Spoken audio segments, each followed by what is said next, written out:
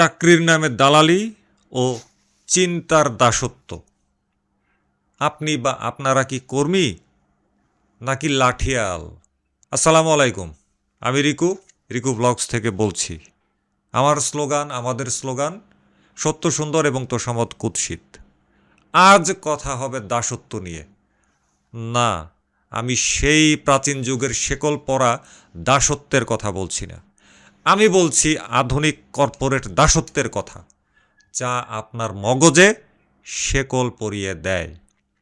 সম্প্রতি আমি হিরোর i3s টেকনোলজি এর সাথে ইয়ামাহার SSS প্রযুক্তির একটি কম্পেয়ার ভিডিও দিয়েছিলাম। সেখানে কিছু মানুষ মন্তব্য করেছেন আমি নাকি হিরো কোম্পানির কাছ থেকে টাকা খেয়ে ঘুষ খেয়ে তাদের মার্কেটিং করছি। মজার ব্যাপার হলো এই মন্তব্যগুলো কিন্তু সাধারণ কোনো মানুষের না।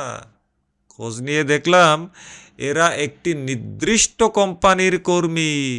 তাদের আইডি কার্ডে কী লেখা আছে তা অবশ্য আমার জানা নেই। একজন চাকরিজীবী যখন নিজের ব্রেন বন্ধক রেখে যুক্তি ভুলে দালালি করতে গিয়ে অন্যকে ব্যক্তি আক্রমণ শুরু করেন, তখন বুঝতে হবে তিনি আর কর্মী নেই, তিনি মানসিক দাসে পরিণত হয়েছেন। আজ এই স্ক্রিপ্ট থেকেই মুখোশ উন্মোচন হবে। চাকরি মানে কি? এটা কি জীবিকা অর্জনের মাধ্যম নাকি নিজের বিবেক বিক্রি করে দেওয়ার লাইসেন্স? ফিরে আসছি ইন্ট্রোর পরে।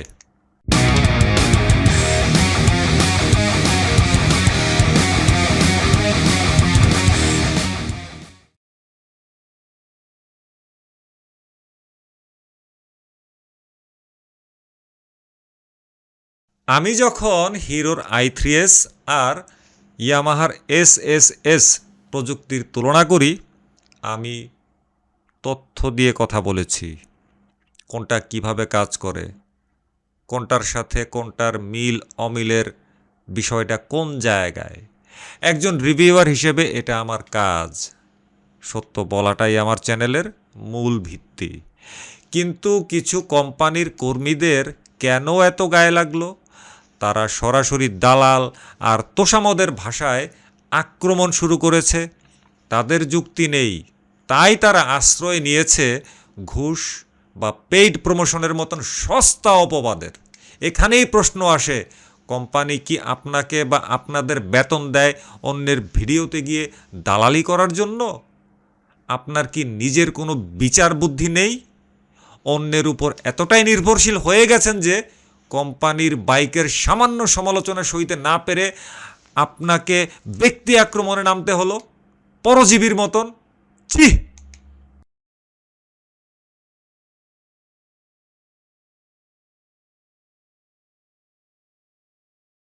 চাকরি আর দাসত্বের মধ্যে একটা খুব সূক্ষ্ম রেখা আছে।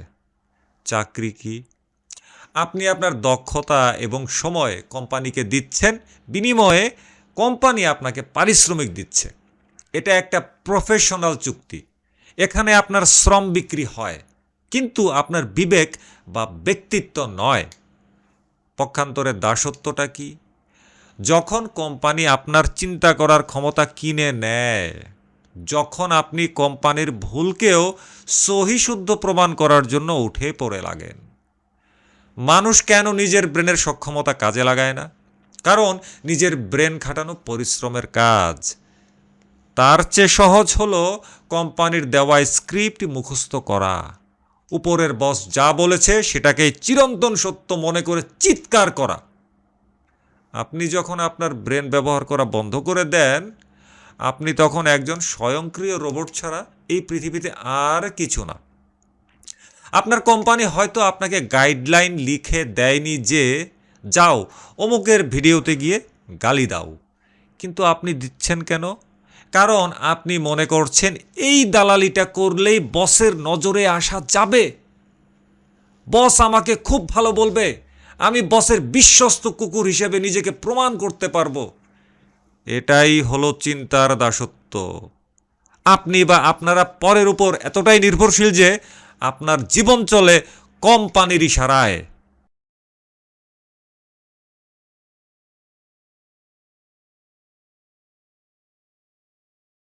কোনো ভালো কোম্পানির গাইডলাইনে লেখা থাকে না যে কর্মীকে দালালি করতে হবে।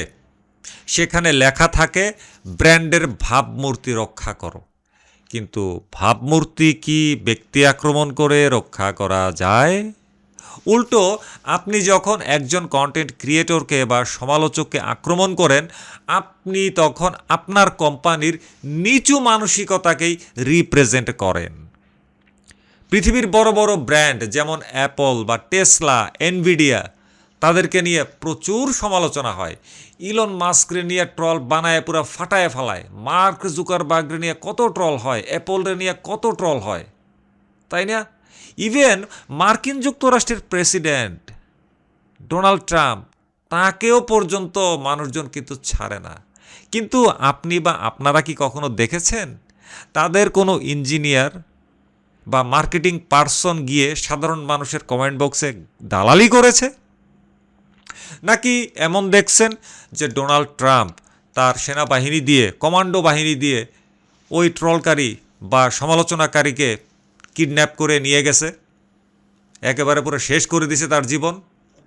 কারণ তারা জানে কথা বলবে তার প্রোডাক্ট। আর আমাদের দেশে কোম্পানির দালালি করতে গিয়ে কর্মীরা এমনভাবে কথা বলে যেন বাইকটা কোম্পানি বানায়নি, তারা নিজের ঘরে লেপ কাঁথার নিচে বসে বানিয়েছে। আপনার এই ওভার লয়ালিটি আসলে আপনার নিজের দুর্বলতা। আপনি ভয় পান যে সত্যটা স্বীকার করলে হয়তো আপনার চেয়ারটা নড়বড়ে হয়ে যাবে। এই ভয়টাই আপনাকে দালাল বানায়।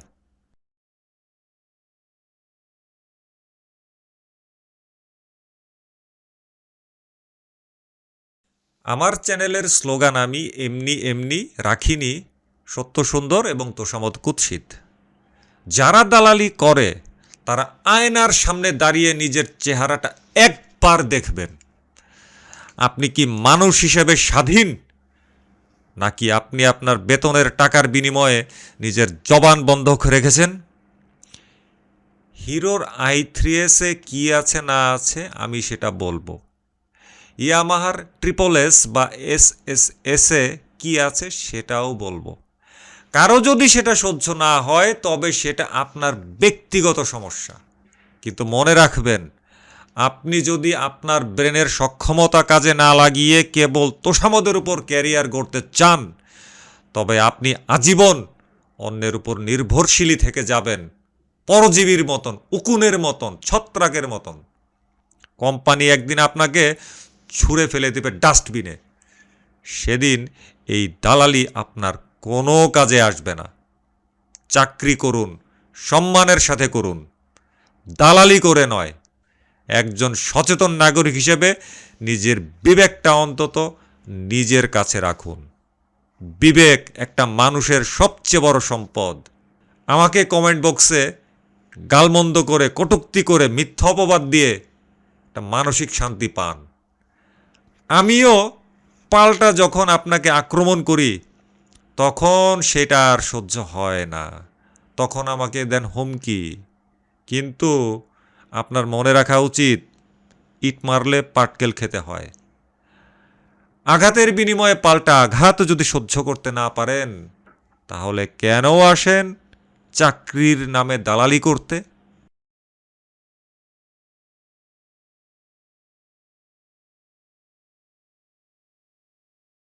আজকের এই ভিডিওটা শুধু সেই নির্দিষ্ট কর্মীদের নিয়ে নয়, বরং যারা কর্পোরেট লাইফে নিজেদের স্বকীয়তা হারাচ্ছেন তাদের সবার জন্য। আপনি কি কর্মী হিসেবে কাজ করতে চান নাকি দালালি করতে চান, সিদ্ধান্ত সম্পূর্ণ আপনার। 15-16 বছর একটানা সাংবাদিকতার চাকুরি করে এসেছি, গোলামি করি নাই। যে অফিসে দেখছি গোলামি করতে হবে, প্রতিবাদ করেছি নম্র ভাষায়, কখনো কড়া ভাষায়। যদি দেখছি যে না, ওইখানে আমাকে গোলামি করতে হবে, আমি চাকরি করি নাই। আমি গোলাম হিসেবে নিজেকে জাহির করি নাই, আমি তেল মারি নাই, তেল মারা আমার রক্তে নাই।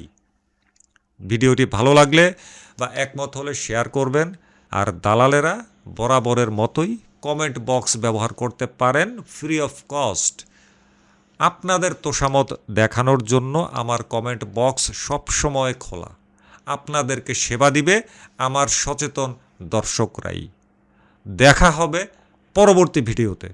ততক্ষণ পর্যন্ত নিজের ব্রেন ব্যবহার করুন, করতে শিখুন, সচেতন থাকুন। ধন্যবাদ। আল্লাহ হাফেজ। আসসালামু আলাইকুম।